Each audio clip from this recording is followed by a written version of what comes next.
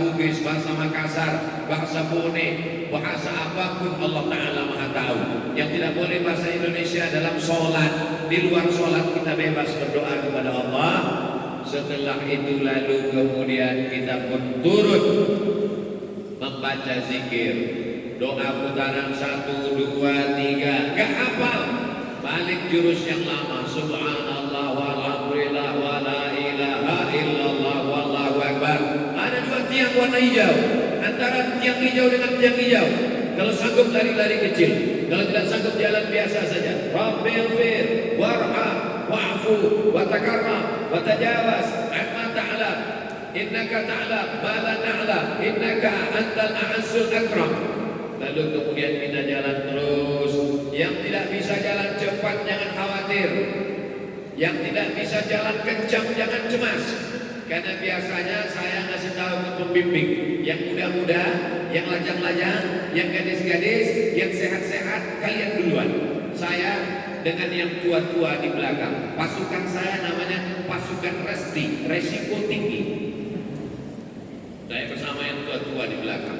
Nah, lalu kemudian setelah itu ketika mau akan naik ke atas Bukit Marwah, Inna Safa, ikuti aja pembimbingnya. Itu makanya kita baca setiap selesai sholat, supaya nanti waktu pembimbing baca kita nyambung.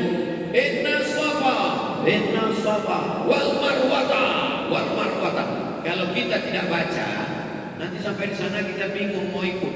Lain kata pembimbing, lain kata kita.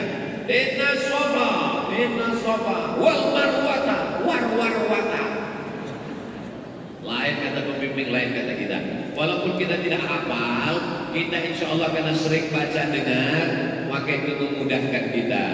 Naik ke atas Bukit Marwah, angkat lagi tangan ke arah Ka'bah. Allahu Akbar, Allahu Akbar, Allahu Akbar. La ilaha illallah wallahu akbar. Lalu kemudian setelah itu berdoa.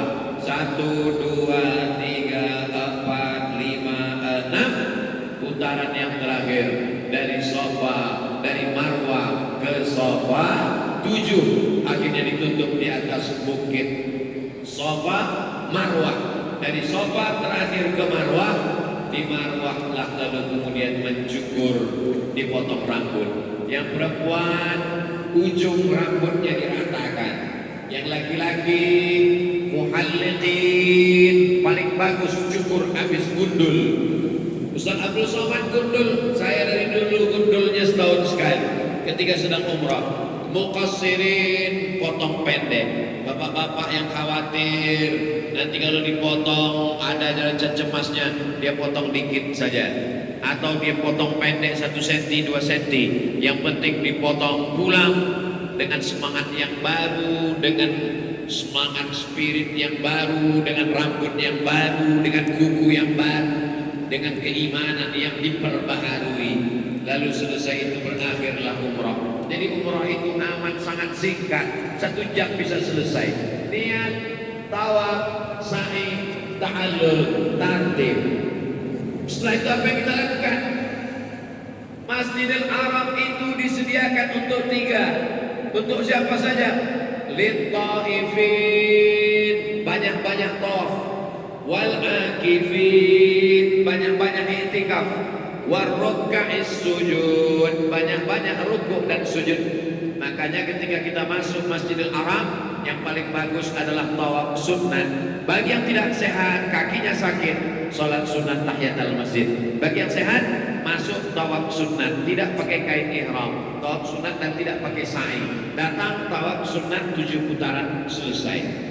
Lalu kemudian wal akifin, lama-lama iktikaf di masjid.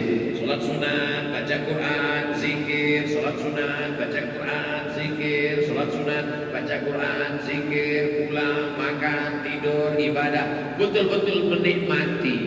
Jangan lagi memikirkan utang selama di sana. Jangan lagi memikirkan macam-macam. Pokoknya betul-betul menikmati perjalanan khusyuk, karena belum tentu bisa kita ulang di masa akan datang. Ada uang, badan tidak sehat. Badan sehat, uang tak ada. Badan sehat, uang ada, nyawa sudah melayang. Nah ini semuanya paling penting kita renungkan. Ini ibadah saya. Buktinya waktu Covid kemarin, yang kaya-kaya, yang banyak uang pun tidak bisa. Saya sudah 2 tahun tidak umroh. Dulu waktu Covid kan bisa, Pak Ustaz. Takut saya saya dicolok dituju. Akhirnya nanti ajalah nunggu berakhir. Akhirnya rupanya Allah berikan kesempatan. Lalu setelah itu hari pertama, besok hari kedua kita dibawa jalan-jalan. Inilah padang Arafah, tempat bertemunya Nabi Adam dan Hawa. Itu ada bukit namanya Jabal Arafah, di atasnya ada Jabal Rahmah, Bukit Rahmah, ada tugu tempat pertemuan kasih sayang. Dari situ kita akan ke Musdalifah, dari Musdalifah ke Mina, dari Mina tempat melontar 3 jumrah ula, wusta, aqabah. Lalu kemudian pula dibawa ke tempat Nabi menerima wahyu namanya Jabal Nur. Lalu kita dibawa juga tempat Nabi hijrah 3 malam transit namanya Jabal Sur. Bagi yang sanggup naik, bagi yang tak sanggup jangan paksakan diri. Ini tidak lagi terkait dengan umrah, tapi ini adalah napak tilas sejarah. Kita akan dibawa pula ke Tanim, bawa kain ihram sampai di Tanim, mandi pakai kain ihram lagi, umrah untuk almarhum ayah.